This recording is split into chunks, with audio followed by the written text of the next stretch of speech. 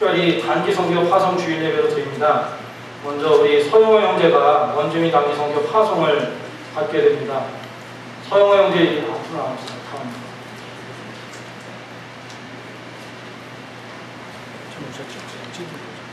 절 보지 말고 엄지하게 생겼죠? 섬기는 일에 있어서는 타의 추종을 불허하면서 열심히 합니다. 요즘에 지난주에 그 어린이 여름 성경 캠프에서도 가장 많이 사역하고 섬겼던 청년이고요. 선생님들 다 열심히 하셨고요. 그리고 찬양으로도 섬기고, 또 금요 찬양 예배가 되면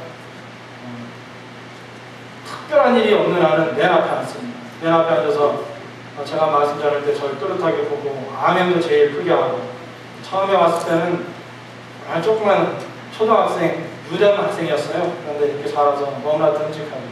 근데 이번에 여러 가지 아마도 작년에 갔던 우리 원주민 선교 단기 선교사들이 또 각자 사정이나 여러 가지 때문에 가지 못하게 됐는데, 그런데 우리 영호 형제가 그 맥을 이어갑니다. 그리고 일정은 어떻게 되냐면 이번 주 중에 수목금토를 3박 4일 동안 에드먼턴에서 38명 정도 되고, 여기 캘거리에서 58명 정도가 사역자들까지 58명이 올라갑니다. 부목사님은 그 지역의 원주민 마을로 갈 때는 참여를 하지 않지만 3박 4일 동안 트레이닝을 받을 때 같이 참여하고 함께 돕습니다. 그래서 같이 올라갈 예정이고요. 그리고 돌아오는 주일 8일에는 파송 예배를 합니다. 8개 원주민 선교지역으로 가기 때문에 파송 예배를 드리고, 그 다음 9일부터 16일까지 한 주간 동안 각자 이제 원주민 선교 지역에 가서 어린이 성경 캠프를 하는 거죠. 성경 캠프하고 여러 가지로 도우면서 우리 선교에 참여하다가 돌아오게 됩니다. 여러분들이 이 기간 동안에 많이 중보기도 해주시고, 영호 형제 건강하게 잘 다녀올 수 있도록, 그리고 선교의 사명 감당하는 우리 모든 캘거리와 에드먼턴의 사역자들과 청년들을 위해서 그렇게 기도해 주시기를 바랍니다. 우리 잠깐 기도하겠습니다. 하나님, 서영호 형제가 이제 원주민 단기 선교의 단기 선교사로 파송을 받아 갑니다. 하나님, 함께 참여하는 모든 동역자들과 우리 서영호 형제를 인도해 주셔서 이번 원주민 선교에 모두가 건강하게 하시고, 또한 하나님의 귀한 선교가 아름답고 귀하게 복음이 전파되는, 그리고 삶의 역사가 변화되는 귀한 은혜가 있게 해 주옵소서.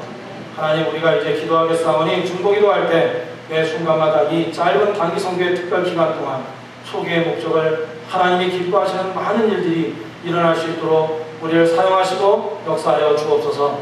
다시 한번 우리 영호 형제 영육간의 강건함으로 함께 하시길 바라며 예수님의 이름으로 기도드립니다. 아멘. 아멘. 자, 우리 다들 잘 다녀오라고 격려의 박수 해주시기 바랍니다.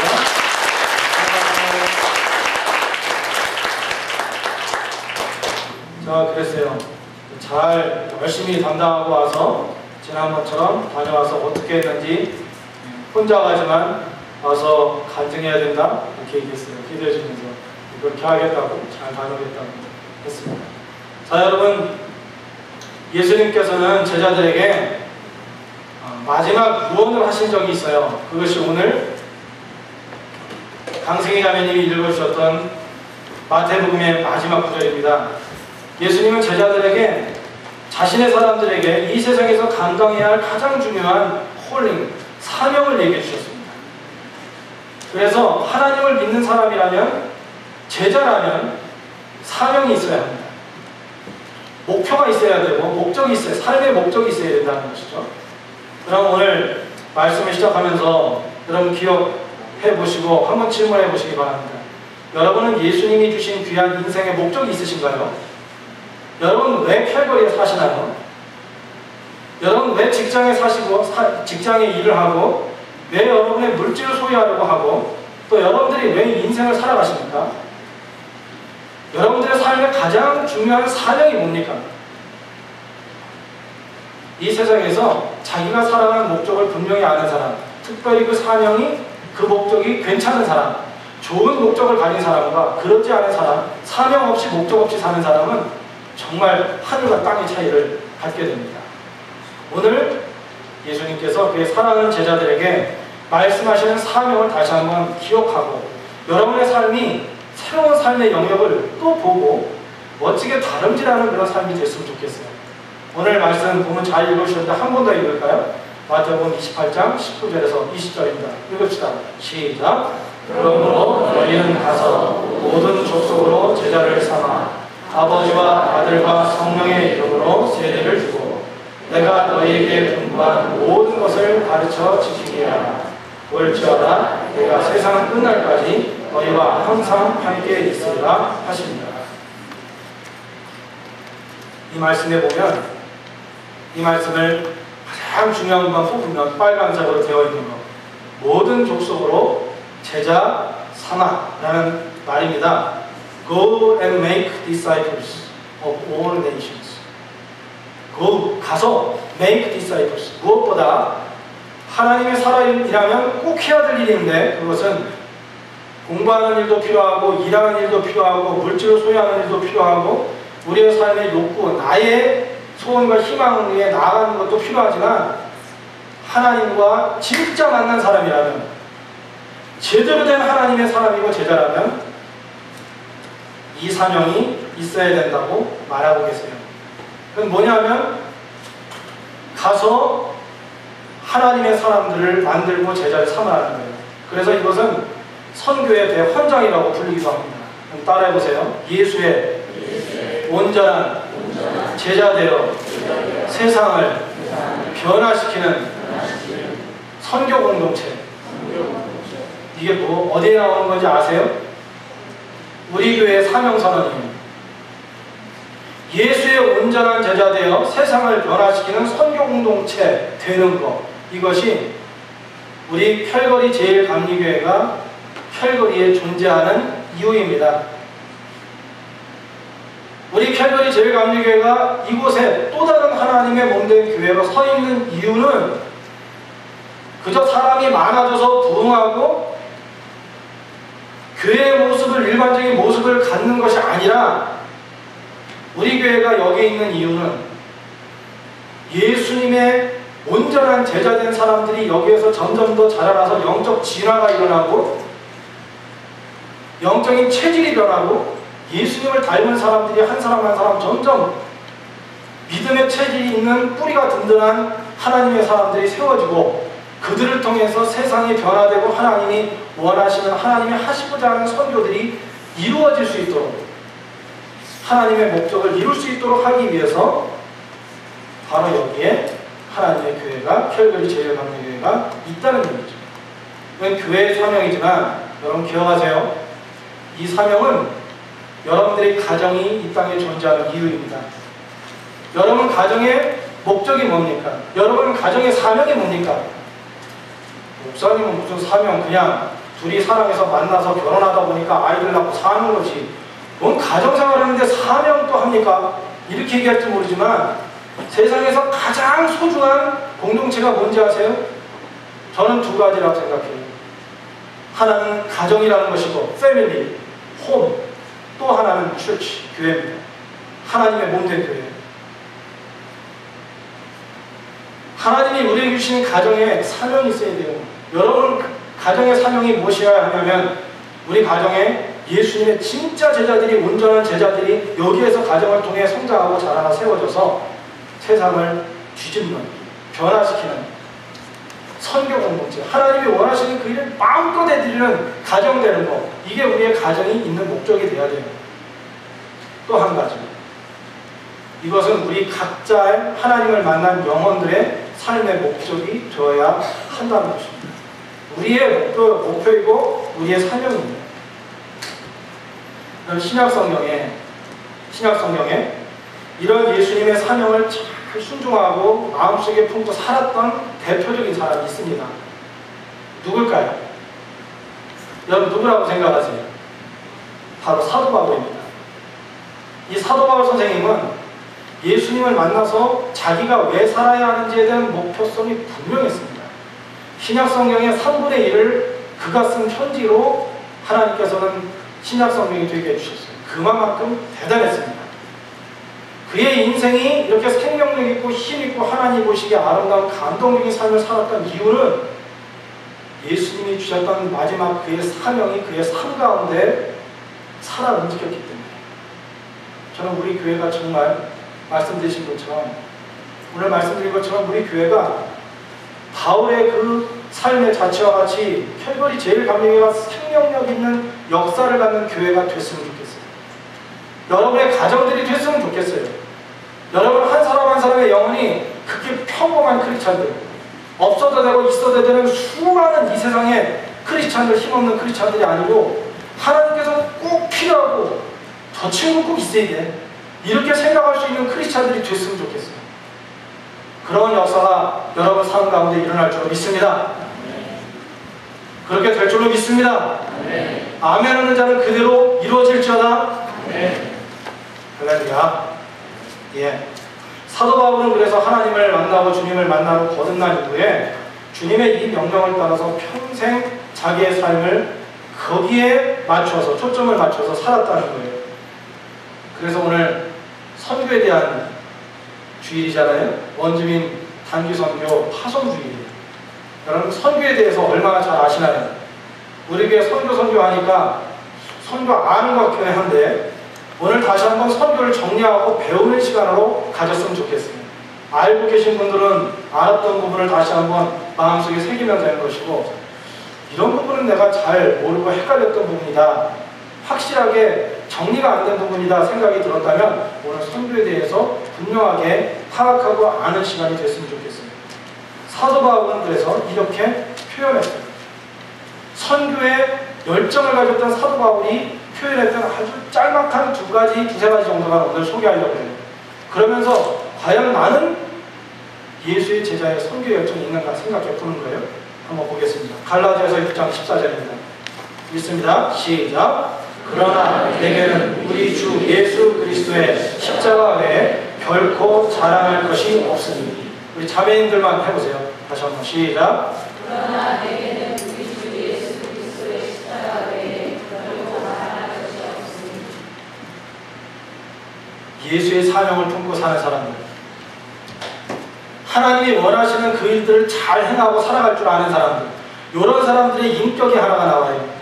사도 바울이 여기 힌트를 줬어요. 그건 뭐냐면 그의 삶에 어떤 사역을 하든 어떤 섬김을 하든 이 세상에서 어떻게 살든지 간에 그는 무엇을 자랑할 줄 아느냐, 주 예수 그리스도의 십자가만 자랑할 줄 아는 믿음을 가졌다는 거예요. 그럼 우리가 신앙생활 하다 보면 섬길 수도 있고 주님의 일을 감당할 수도 있고 선교도 갈 수도 있고 여러 가지 하나님이 원하시는 그 일들에 불림받아서 거룩한 일꾼으로 사용받을 때가 있잖아요. 근데 그럴 때 꼭 기억해야 돼요. 사도 바울이 하나님이 원하시는 그 사명자가 되기 위해서는 어떤 인격으로 무장해야 하냐면, 나를 자랑하는 것이 아니라, 나를 높이는 것이 아니라 언제나 예수 그리스도의 십자가, 그 은혜의 십자가만, 하나님의 영광만이 드러날 수 있도록 사는 것이 중요한 인격이라는 거예요.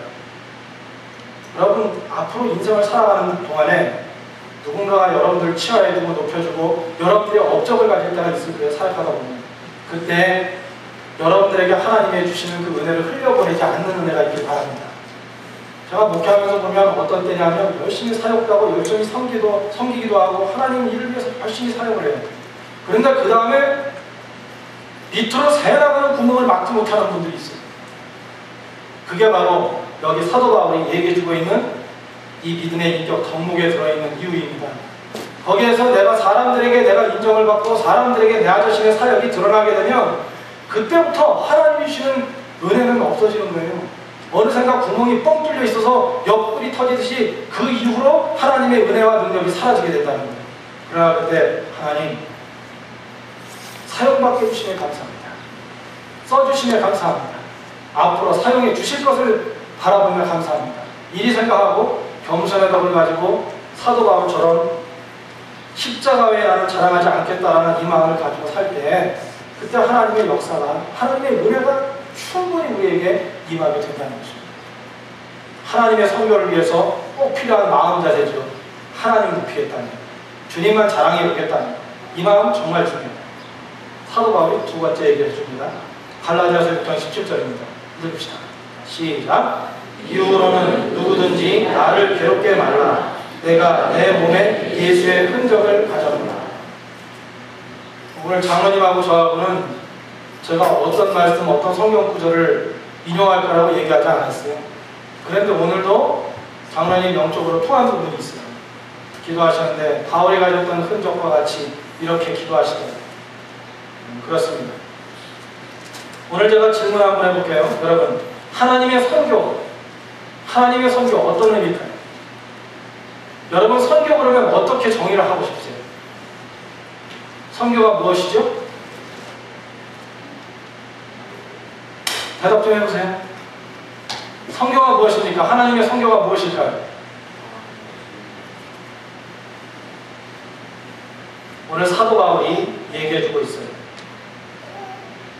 크리스찬이 자신의 삶 속에 예수의 흔적을 갖는 것, 삶의 여정 가운데, 생활 가운데, 삶의 현장에서 예수의 또렷한 흔적을 갖는 그 모든 것이 하나님의 선교예요. 나 자랑하고 내 흔적을 갖는 것은 선교가 아니에요. 진정한 선교는 예수의 흔적, 예수의 무늬, 예수의 모습이 우리의 삶 가운데 새겨지는 거예요. 그것이 바로 진정한 선교라는 것입니다. 그럼 바울은 예수님의 흔적을 가졌다고 오늘 고백해요. 여러분들의 삶의 여정 가운데서 예수님의 흔적이 많이 있는 삶의 자취들이, 인생의 순간순간들이, 인생의 현장들이 많아지는 은혜가 있기를 주의 이름으로 축원합니다. 예수의 흔적을 갖자는 거예요. 여러분, 한번 돌아보시기 바랍니다. 우리 돌아봅시다. 정말 내가 지금까지 예수님을 믿고 여기까지 살아오는 동안에 하나님이 보셨을 때, 야, 거기 나의 흔적이 많다. 2012년 어느 때 어느 삶의 현장에서 그때 나의 흔적이, 내가 가고자 하는 발걸음이, 그 풋프린트가 선명하구나. 너의 삶을 통해서 이런 삶이 많았으면 좋겠다는 얘기. 그런데 그렇지 않고 나이는 먹고 때로는 우리가 인생을 살아가는 데 있어서 살긴 살았는데 과연 그때 예수님이 기억할 만한 인생의 현장이, 풋프린트가, 거기에 예수님의 흔적이 남아있는 부분이 없다면, 그래도 우리 인생을 오늘 이 시간에 돌아보아야 한다는 거예요. 단기성경 파송 주일 예배를 드리면서 오늘 우리가 다시 한번 잘 생각해 봅시다. 그런 말, 과연 나는 하나님이 기억할 만한 인생의 시대를 살아온 적이 있는가?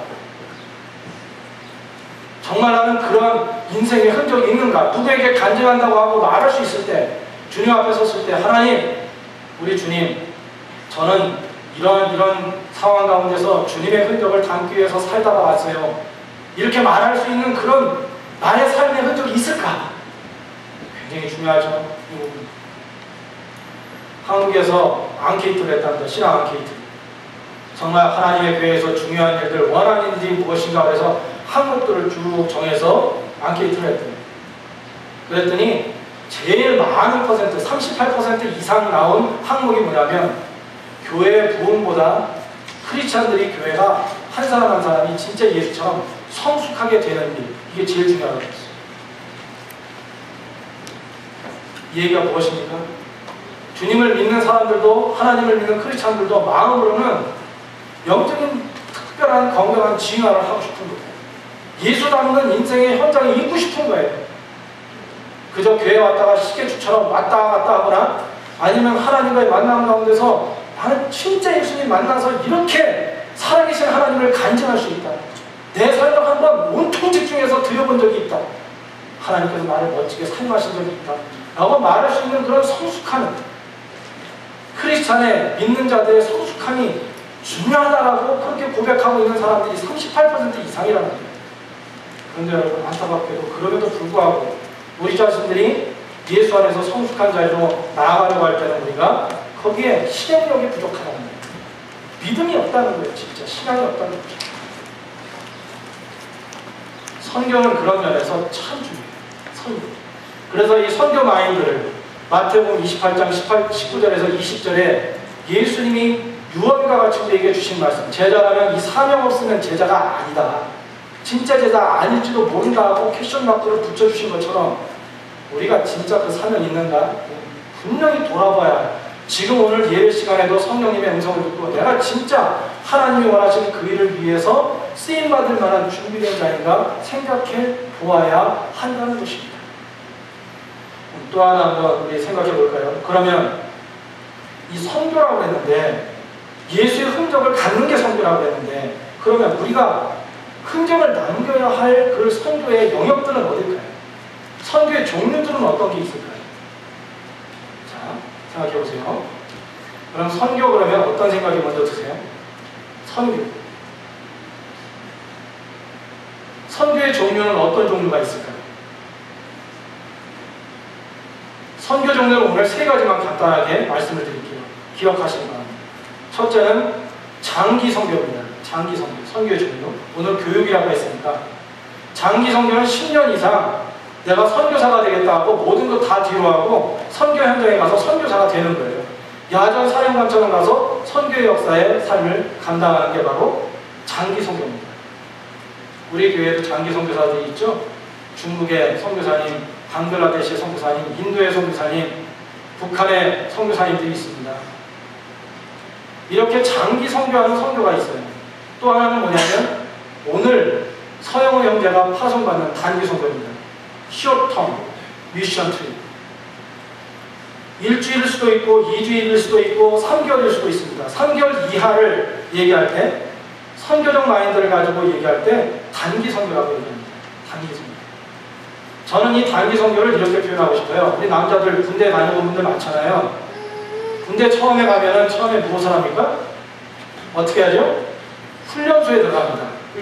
훈련소에 들어가서 저는 일반적인 생활을 하다가, 그리고 막 아들들 키도 크고 등치도 크지만 이 별로 이렇게 듬직하지 않아 보이는 이 청년들이 훈련소로 들어갑니다. 머리 빡빡하고. 그리고 훈련소에 가서 한 달, 두 달, 세 달 이렇게 지나면, 그리고 훈련이 끝나서 면회를 가서 하면 거기에 우리가 알던 아들이 없어요. 그죠? 전에 같으면 거드름을 피면서 엄마 왜 그래? 이랬던 능글능글했던 이 아들이 면회를 가면 완전히 변해가지고 충성, 이병, 아무개 이렇게 하면서 하는 거예요. 눈빛이 달라요. 여자분들이 웃는 거 보니까 군대 다녀오셨어요? 어떻게 합니까? 남자들이 제일 많이 하는 게 군대 얘기하고 축구 얘기예요. 많이 들어서 아시죠? 간접적으로. 그럼 제가 이 얘기하는 이유가 있어요. 선교는 마치 군인이 될 때, 약 지금 2년이지만 예전에 3년 됐잖아요.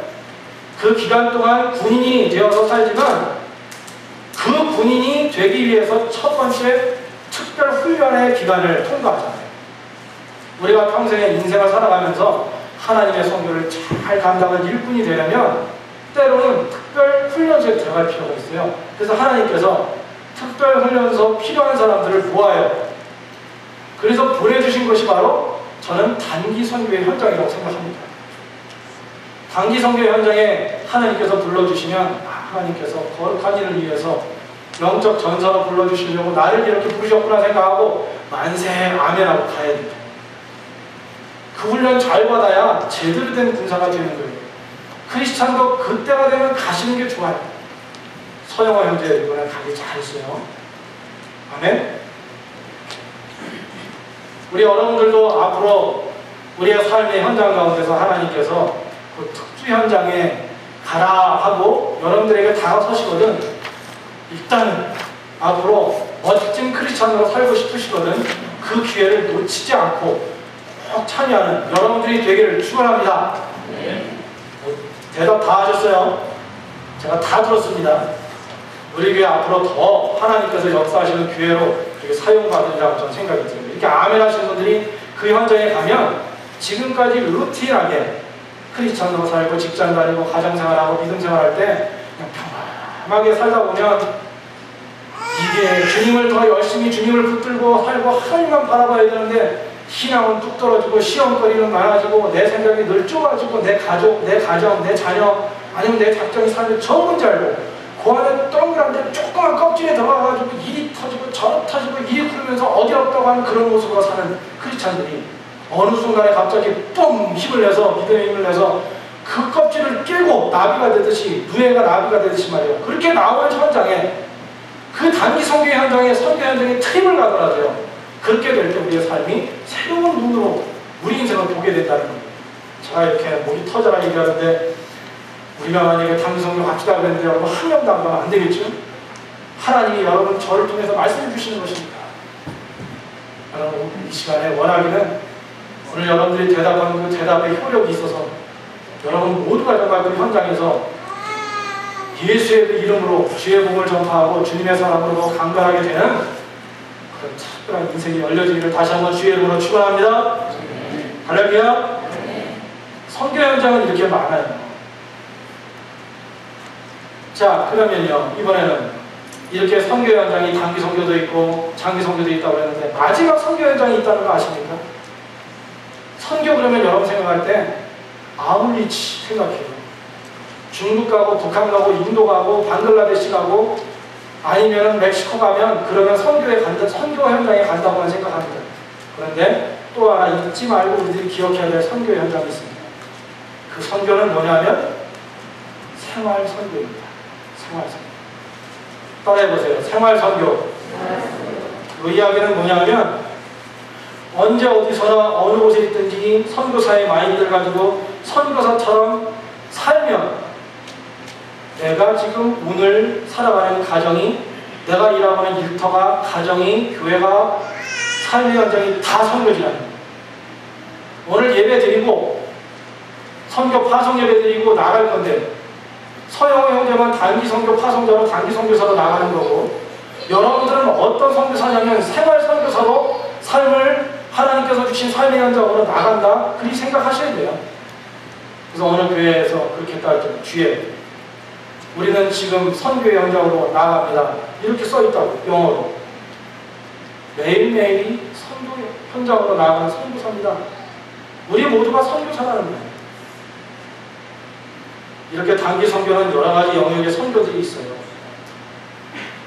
그럼 이제 뒷부분 정리를 해나가려고 하는데요. 그렇다면 장기 선교 현장에서 단기 선교 현장에서 우리의 생활의 현장에서 가정에서 학교에서 직장에서 우리가 어떻게 하면 선교를 잘할 수 있을까요? 어떻게 하면 선교를 잘할 수 있다고 성경에 써 있을까요? 여러분도 선교사라고 그랬습니다. 지금 다 선교사예요. 어떻게 하면 하나님이 기뻐하시고 하나님이 하고 싶어하는 일들을 선교라고 표현하는데 거기에 내가 살아가면서 흔적을 남기는 게 나에게는 살아 움직이는 선교가 되는 것인데 하나님의 선교를 잘할 수 있는 방법이 무엇일까요? 마태복음 5장 16절입니다. 읽어봅시다. 또박또박 읽읍시다. 시작. 이같이 너희 빛을 사람 앞에 비치게 하라.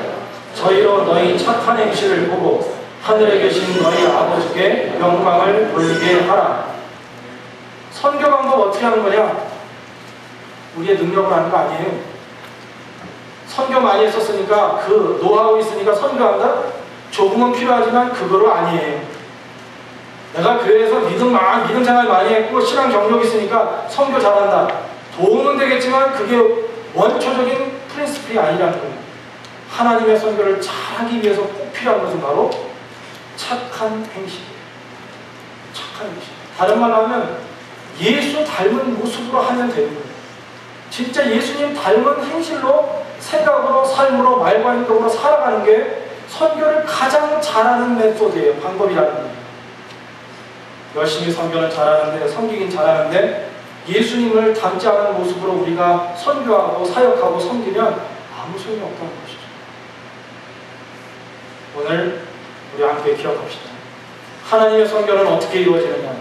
그게 장기 선교든 단기 선교의 현장이든 아니면 우리가 살아가는 가정과 직장과 삶의 터전이든 어디든 간에 인생의 그 마당에서 현장에서 하나님의 선교가 이루어지기 위해서 꼭 필요한 방법은 가장 중요한 방법은 예수님을 닮은 착한 행실이다. 여러분들 보면서 사람들이 저분은 예수님 닮은 모습이 냄새가 나는구나. 예수님의 그 모습처럼 사는구나. 감동이 되는구나. 정말 착하다 저분은. 예수의 사람으로 제자의 모습을 가졌다고 말할 수 있고 간증해 줄 수 있고 대신 그것을 전해 줄 수 있는 사람이 되는 모습이 그게 최고의 선교 방법이라는 거예요. 그것이. 그래서 사도 바울은 그렇게 마음을 품고 사도 바울도 성격하기도 하고 여러 가지 자기가 분쟁 가운데서 참지 못하는 그런 성품도 원래는 갖고 있었잖아요. 그런데도 하나님의 은혜 가운데서 선한 성품을 가지고 살려고 예수 닮으려고 얼마나 노력했는지 몰라요. 그렇게 사는 이에게 하나님은 늘 함께 해주세요. 빌립보서 1장 6절입니다. 읽읍시다. 시작. 너희 속에 착한 일을 시작하신 이가 그리스도 예수의 날까지 이루실 줄을 우리가 확신하노라. 우리 형제분들만 저와 같이 해요. 시작. 너희 속에 착한 일을 시작하신 이가 그리스도 예수의 날까지 이루실 줄을 우리가 확신하노라. 그러면 착한 일, 선한 일, 하나님이 원하시는 선한 선교의 마인드를 가지고 살잖아요. 종말의 때까지, 예수님 다시 오시는 그때까지 예수님께서 늘 우리 옆에서 함께 그 일을 해주시대요. 하나님 보시기에 의미 있고 가치 있는 일을 위해서 열심히 투자하고 살겠다고 하잖아요. 그 모든 사람들을 하나님께서 다 서포트하고 보여주신다는 거예요. 내가 잘 살기 위해, 나의 흑암을 위해서, 우리 가족만을 위해서 이기적인 삶을 사는 사람들을 하나님께서 서포트하는 것이 아니라 하나님의 꿈을 위해서, 그 비전을 위해서 나아가는 사람들이 있을 때 그 사람들을 세상 끝날까지 하나님께서 함께 해주신다. 그래서 오늘 마태복음 28장 19절 20절에도 그러잖아요. 내가 세상 끝날까지 너희와 항상 함께 있으리라. 어떤 사람에게? 가서 제자 삼는 사람들. 죄송하지만 우리가 믿음 생활하면서 주님을 위해서 하나도 아무것도 하지 않고 헌신도 하지 않고 사명을 따라 가는 일에는 아까워하고 시간도 내기 싫어하고 게을러하고 하기 싫어하는 사람들에게 예수님께서 이 약속을 주신 게 아니라는 거예요. 무조건 예수님 믿는다고 저 예수님 믿습니다 이러면 세상 끝날까지 너희와 항상 함께 있으리라 이렇게 약속해 주신 게 아니라고 마지막 유언에서 우리에게 마지막 말에서 우리에게 말씀해 주신 것이 예수님의 이 말씀입니다. 하나님의 사명을 품는 것은 우리의 인생이 어떻게 되어지느냐를 결정하는 중요한 요건이 되는 것입니다. 여러분 어디에서 우리가 선교할 수 있다고 했어요? 우리 가정에서, 학교에서, 교회에서, 직장에서 때로는 단기 선교, 장기 선교를 가서 선교할 수 있어요. 열심히 그런 마인드로 선교 마인드를 가지고 그 비전을 갖는 게 굉장히 중요해요. 오늘 여러분 솔직히 그러지 않으셨어요? 오늘 파송 예배 드리는구나. 서영호 형제 영호가 대표로 해서 한 사람 이번에 단기 선교 가는구나. 잘 갔다 왔으면 좋겠다. 이런 마음으로 좀 끝나지 않았나요? 그게 아니라는 거예요. 저나 여러분들이나 모든 사람들이 선교사라는 것을 기억해야 된다는 것입니다. 따라해보세요. 내가 바로 선교사입니다. 자, 옆에 분들하고 인사하세요. 서로. 당신이 바로 선교사입니다. 이렇게.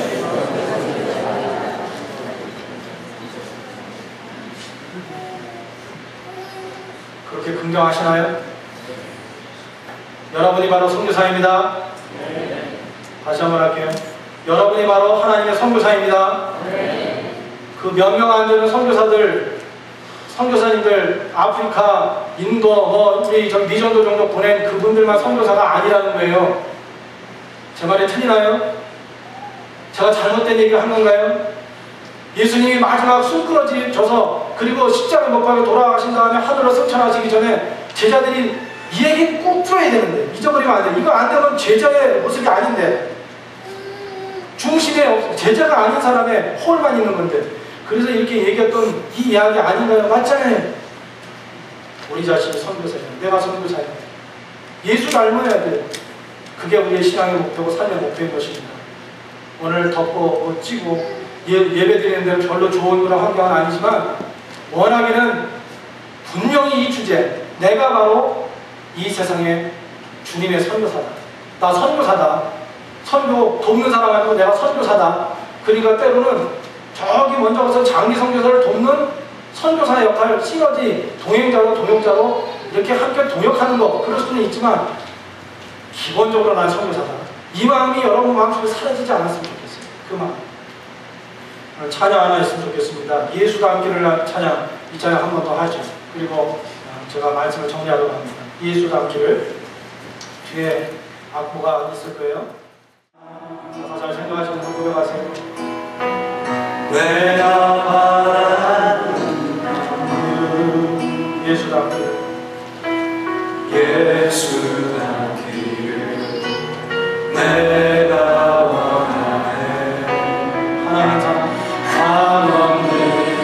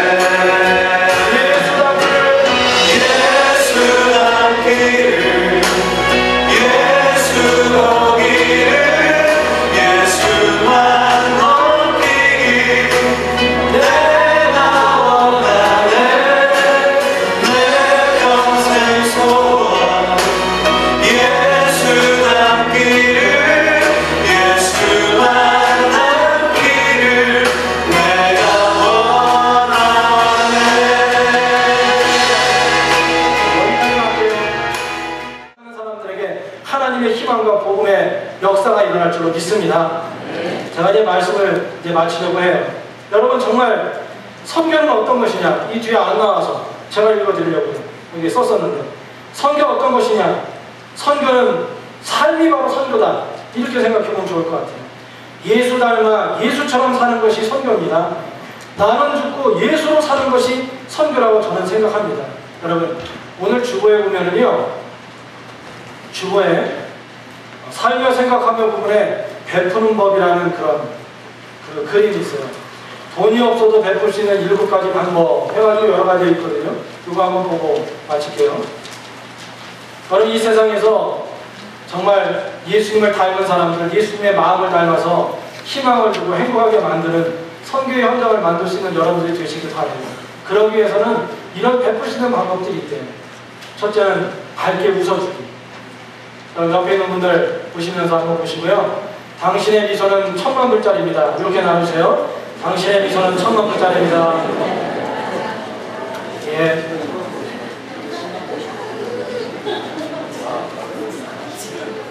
선교하는 게 어려운 게 아니에요. 여기 있는 것처럼 미소를 주세요. 그 다음에 보니까 좋은 말하기, 좋은 말해주세요. 따뜻한 마음 갖기, 따뜻한 마음, 예수님처럼 소프트한 마음 갖기, 부드러운 눈빛으로 대하기, 눈빛으로 서로 만났을 때 우리 부드러운 눈빛으로 이렇게 사랑스러운 눈빛으로 바라봅시다. 할렐루야. 네. 그렇게 될 줄은 믿습니다. 네. 집에 가셔서 식구들을 따뜻한 눈길로 바라보시기 바랍니다. 아멘. 네. 자, 장로님 오늘 가서 열심히 하셔야 되겠습니다. 자, 예의 바르게 행동하시기 바랍니다. 연소하더라도 서로 오래 만났다 할지라도 서로 예의를 지켜서 예의 바르게 서로 존중해 보십시오. 이것만 하나님께 영광을 돌리고 착한 행실의 모습이라는 거예요. 거기에 보니까 자리 양보하기도 있고 다른 이 마음 헤아려 주기도 있네요. 저는 이제 여러분들에게 마지막으로 베푸는 방법이 여러 가지 있는데 많이 서로를 위해서 중보기도해 주시길 바랍니다. 그 사랑해 주는 거, 기도해 주는 것, 가장 다른 사람을 사랑해 주는 방법 가운데 하나라고 저는 생각해요. 여러분 갈라디아서 2장 20절에 사도 바울이 이렇게 얘기했어요. 생각나시죠? 정말 예수의 흔적을 갖고 선교사처럼 살려면 하고 싶은데 우리가 잘 못 살아요. 늘 갈라디아서 2장 20절 사도 바울은 고백하면서 이 말씀을 기억하면서 살았어요. 그러면 되더라는 거예요. 오늘 이 말씀을 따라해 보세요. 제가 읽을 테니까. 그리고 마칠게요. 내가 그리스도와 함께 십자가에 못 박혔나니 그런즉 이제는 내가 산 것이 아니요 오직 내 안에 그리스도께서 사신 것이라.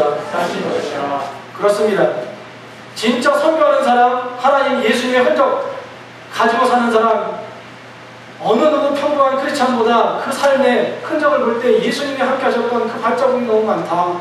그렇게 말할 수 있는 사람이 되려면요, 매일매일 십자가에서 죽어야 돼요. 내가 그리스도와 함께 십자가에 못 박혀가니 그런즉 이제는 내가 산 것이 아니요 오직 내 안에 내가 아니고 그리스도께서 사신 것이다.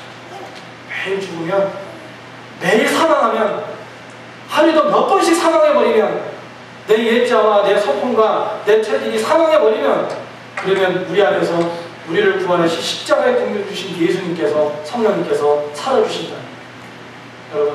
여러분 통해 천국이 이루어지기를 축원합니다. 온전한 하나님의 나라 선교가 매일 여러분의 삶의 현장에서 이루어지기를 축원합니다. 기도하겠습니다. 하나님, 우리의 옛사람은 죽고 예수만 사는 삶 되기를 바랍니다. 사도 바울 선생님이 우리에게 가르쳐 주신 것처럼 매일매일 루틴의 삶, 지겨운 삶이 아니라 하나님이 쓰시고 하나님의 선교에 동참하는 생명력이 넘치는 영적 진화와 도약이 있는 귀한 믿음의 생활이 되도록, 우리의 삶의 현장이 되도록, 인생 되도록 하나님 은혜 베풀어 주옵소서. 예수님의 이름으로 기도드립니다. 아멘.